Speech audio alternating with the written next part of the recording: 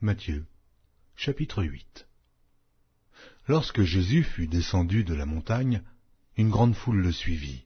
Et voici, un lépreux s'étant approché se prosterna devant lui et dit, « Seigneur, si tu le veux, tu peux me rendre pur. » Jésus étendit la main, le toucha et dit, « Je le veux, sois pur. » Aussitôt, il fut purifié de sa lèpre. Puis Jésus lui dit, « Garde-toi d'en parler à personne, mais va te montrer au sacrificateur et présente l'offrande que Moïse a prescrite, afin que cela leur serve de témoignage. » Comme Jésus entrait dans Capernaum, un centenier l'aborda, le priant et disant, « Seigneur, mon serviteur est couché à la maison, atteint de paralysie et souffrant beaucoup. » Jésus lui dit, « J'irai, et je le guérirai. » Le centenier répondit, « Seigneur, je ne suis pas digne que tu entres sous mon toit, mais dis seulement un mot, et mon serviteur sera guéri. Car moi, qui suis soumis à des supérieurs, j'ai des soldats sous mes ordres, et je dis à l'un, va, et il va, à l'autre, viens, et il vient, et à mon serviteur, fais cela, et il le fait. » Après l'avoir entendu, Jésus fut dans l'étonnement, et il dit à ceux qui le suivaient, « Je vous le dis en vérité, même en Israël, je n'ai pas trouvé une aussi grande foi. Or, je vous déclare que plusieurs viendront de l'Orient et de l'Occident, et seront à table avec Abraham, Isaac et Jacob dans le royaume des cieux. Mais les fils du royaume seront jetés dans les ténèbres du dehors, où il y aura des pleurs et des grincements de dents. » Puis Jésus dit au centenier, « Va, qu'il te soit fait selon ta foi. » Et à l'heure même, le serviteur fut guéri. Jésus se rendit ensuite à la maison de Pierre, dont il vit la belle-mère couchée, et ayant la fièvre. Il toucha sa main, et la fièvre la quitta. Puis elle se leva et le servit. Le soir, on amena auprès de Jésus plusieurs démoniaques. Il chassa les esprits par sa parole, et il guérit tous les malades, afin que s'accomplît ce qui avait été annoncé par Ésaïe le prophète.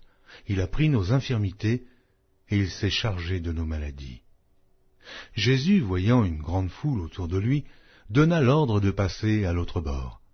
Un scribe s'approcha et lui dit, « Maître, je te suivrai partout où tu iras. » Jésus lui répondit, « Les renards ont des tanières, et les oiseaux du ciel ont des nids, mais le Fils de l'homme n'a pas où reposer sa tête. » Un autre d'entre les disciples lui dit, « Seigneur, permets-moi d'aller d'abord ensevelir mon Père. » Mais Jésus lui répondit, « Suis-moi, et laisse les morts ensevelir leurs morts. » Il monta dans la barque, et ses disciples le suivirent. Et voici, il s'éleva sur la mer une si grande tempête que la barque était couverte par les flots, et lui, il dormait. Les disciples s'étant approchés le réveillèrent et dirent, « Seigneur, sauve-nous, nous périssons. » Il leur dit, « Pourquoi avez-vous peur, gens de peu de foi ?» Alors il se leva, menaça les vents et la mer, et il y eut un grand calme.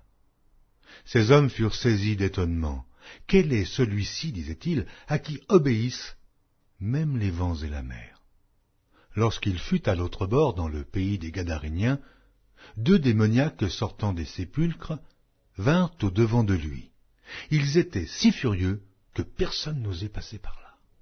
Et voici, ils s'écrièrent, « Qu'y a-t-il entre nous et toi, Fils de Dieu?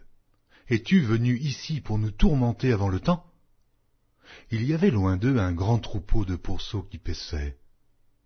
Les démons priaient Jésus, disant, « Si tu nous chasses, envoie-nous dans ce troupeau de pourceaux. » Il leur dit, « Allez. » Ils sortirent et entrèrent dans les pourceaux, et voici, tout le troupeau se précipita des pentes escarpées dans la mer, et ils périrent dans les eaux.